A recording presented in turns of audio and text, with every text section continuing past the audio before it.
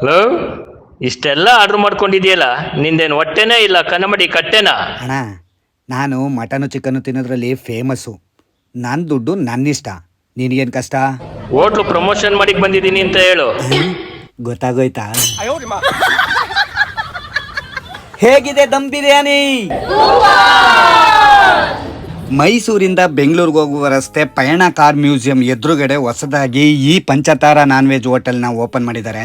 ಇಲ್ಲಿ ಮಾಡುವಂತ ದಮ್ ಮಟನ್ ಬಿರಿಯಾನಿನ ಒಂದು ಸಲನಾದ್ರೂ ತಿಂದು ರುಚಿ ನೋಡ್ಬೇಕನ್ರಿ. ಈ ಹೋಟೆಲಿನ ಸ್ಪೆಷಲ್ಲು ಕಲ್ಮಿ ಬಿರಿಯಾನಿ ಮತ್ತೆ ಪಾಟ್ನಲ್ಲಿ ಹಾಕೊಡುವಂತ ಮಟನ್ ದಮ್ ಬಿರಿಯಾನಿ.